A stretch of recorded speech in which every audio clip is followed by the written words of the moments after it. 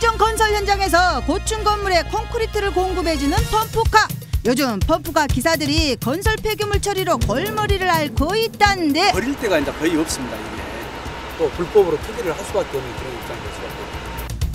지금까지는 레미콘 업계에서 폐기물 처리 비용을 부담했지만 경영상의 이유로 더 이상 그 비용을 부담하지 않는 것이 문제. 우리는 이 레미콘만 운송하게 돼 있지 물차 주라는 법은 없어요. 이게 이 때문에 건설 폐기물을 무단 배출하는 경우가 많단지라요. 시내권에서는 처리를 할 수가 없으니까 어쩔 수 없이 이렇게 하고 있는 시점입니다. 이거 불법인가요?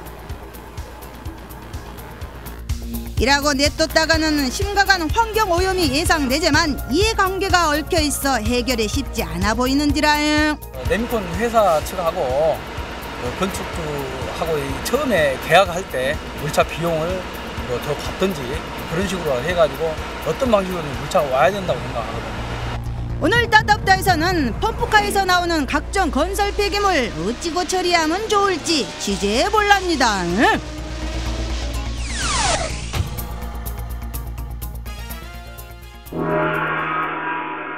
광주시 수완동의 한 건설 현장. 추운 날씨에도 아랑곳 없이 공사가 한창인데라. 이곳에서 펌프카를 운전하고 있는 김헌재 씨는 요즘 공사 후 펌프카에 남은 폐콘크리트 처리 문제로 걱정이 많다고 합니다. 지금까지는 레미콘 회사에서 물차를 공급해줘 펌프카에 남은 폐콘크리트 찌꺼기를 씻었고 이렇게 씻은 찌꺼기는 처리시설이 있는 레미콘 회사로 갖고 가서 함께 처리했단지라. 아 근데 최근 들어 갑자기 레미콘 업계에서는 물차를 끊어버렸다 하나요? 전 업체가 적당을 했는지 그건 확실히 모르겠지만 갑자기 끊어버렸어요. 현장에서 물값을 주겠노라고 이렇게 해도 그 업체에서는 안 보냅니다. 공사 현장이라 폐기물은 계속 나올 건데 갑자기 물차를 끊어버린 이유가 뭐게라? 그래서 제작진은 레미콘 협회를 찾아가 저간의 사정을 들어봤는지라. 워낙 지금 원자재, 모래, 자갈, 시멘트 계속 좀 올라가잖아요. 유류값까지. 그러니까 레미콘 가격이 거기에 비해서 좀 올리지도 못하고 우리 업체가 좀 죽을 지겨요. 그러니까 그런 부분에 불필요한 비용부터서라도 지금 절감을 해야 되지 않겠나. 아마 그런 차원에서 자구책을 좀 마련한 것 같아요. 레미콘 업계에 따르면 지금까지는 시공사나 건설주의 요구로 울며 겨자 먹기식으로 세차 비용을 부담했지만 최근 시멘트 값이 톤당 10,000원씩 인상되고 각종 원자재 값이 급상승하면서 도저히 처리 비용을 감당할 수 없게 됐단지라. 예를 들어서 우리가 지금 여기까지 올 경우에는 운반비가 지금 35,000원, 32,000원이에요. 그러면 이 펌프카 자체에서 물이 운반비 주는 게 아니에요. 이게 우리는 이 레미콘만 운송하게 돼 있지 물차 주라는 법은 없어요. 이게 레미콘 업계의 말에도 일리가 있는 것이 폐기물 관리법에 따르면 사업자는 건설 과정에서 폐기물 배출을 최소화하고 만일 폐기물이 발생하면 재활용하거나 깨끗이 처리해야 할 의무가 있는데라. 하지만 현장에선 우월적 지위를 이용해 레미콘 회사나 펌프카 기사들에게 폐기물 비용을 전가시키는 경우가 많답니다.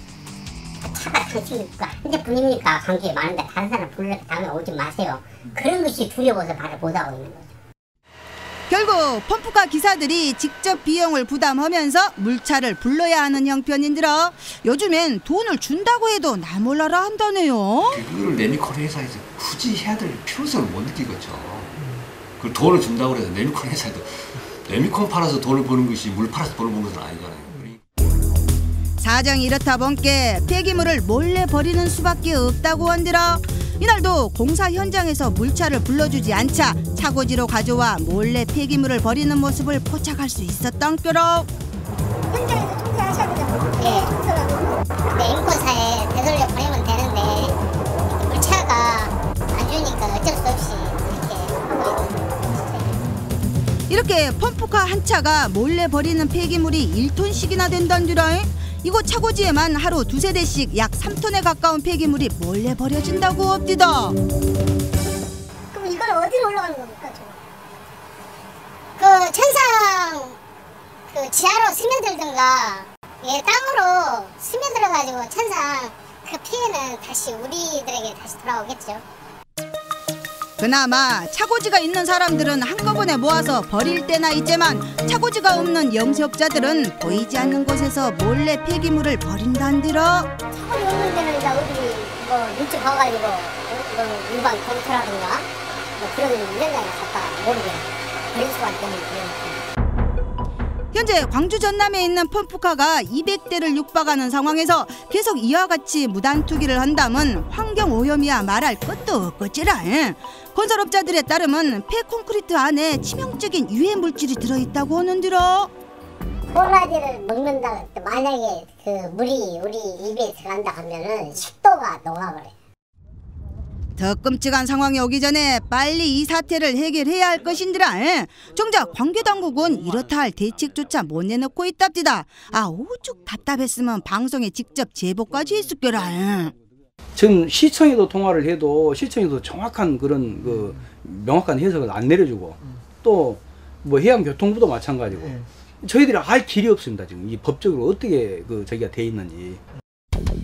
제작진이 확인한 결과 담당 부서에서는 물차 공급이 끊긴 사실조차 모르고 있었는데 물차 어떤 물값을 준다든지 이런 것에 대해서는 전혀 모르고 있었습니다. 그래서 요즘에 무단 투기가 엄청 많이 늘고 있다는 것이 현장에 있는 분들의 이야기거든요. 예. 그것은 알고 계십니까? 그 사실들이? 거기에 그런 이유로 인해서 무단 투기가 자행이 되고 있다는 것 역시도 저희들은 금시초문입니다. 심지어 광북공사일수록 폐기물 처리 규정이 더 부실하다고 합니다. 상급공사 같은 데는 뭐 레미콘도 빨리 보내주지 않거나 물차는 아예 거기는 없습니다. 상급공사. 펌프카 기사들은 관계당국이 직접 나서서 문제를 해결해 줄 것을 요청했는데요.